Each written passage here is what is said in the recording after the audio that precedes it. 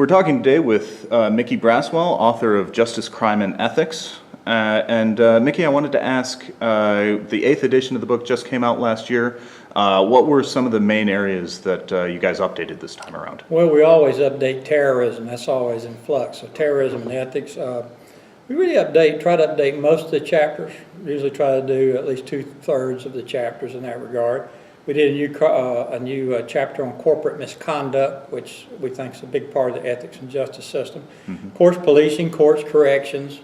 Some of those things, seem to say somewhat similar, but on the other hand, there's always a new issue, a new thing happening there. So we did that. We did a restorative justice peacemaking chapter update on that. So we try to kind of stay within new things. We add some new case studies generally to reflect some stuff. So we keep the references update, questions, exercises, links, things like that. So we make an effort. What do you see as kind of the biggest ethical challenges in criminal justice today? Where are they coming from? The biggest ethical challenge is getting people to take it personally. I like to take students. I like for them to explore what their personal sense of ethics are. What are my values? Where do they come from? How do I hope to translate them into my professional work? And then we look at the social context, what my relations, how they're affected by my moral perspective. And then finally, if you have an ethical person who lives in a reasonably ethical community, then they're going to be an ethical police officer. But simply send them to the academy and learning a few ethical steps and definitions, if they're not essentially a moral person, then the test of that environment, the opportunities, the temptations, can help them to easily slide into a less professional posture. So I really push for them to get in touch with who they are personally in terms of values and ethics, and that's kind of how we go from there to the professional area. Interesting. So 2014, obviously there were a lot of issues with ethical concerns with police, from the racial issues and questions about things like civil forfeiture and that sort of a thing. Do you see like all those things kind of isolated incidents, or is there an overall problem? Are these problems endemic? Well, there's a tendency to minimize it as a collective cultural problem. There's also a tendency to sensationalize it. And so you're trying to find where the truth lies, and it's usually somewhere in the middle.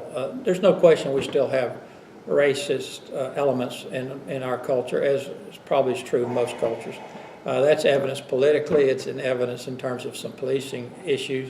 But to take one police department that's poorly trained, or to take one sort of renegade police officer who probably should have never been allowed in through proper screening techniques, and then try to kind of generalize that to the police officer in general is really inappropriate. I mean, the fact is, the great majority of police officers have an almost impossible job. They have to be enforcement, psychologist, lawyer. They have all these responsibilities, not to mention how vulnerable they are. And now they have body cams and cameras in cars, which are great things, because oftentimes they're accused of things they don't do. And then you have the police officer, in some of the recent issues, as well as even going way back into LA, you have cases where officers get out of control for one reason or the other, and they do something bad, and they should be brought to justice in that regard. But the truth is, the great majority of police officers are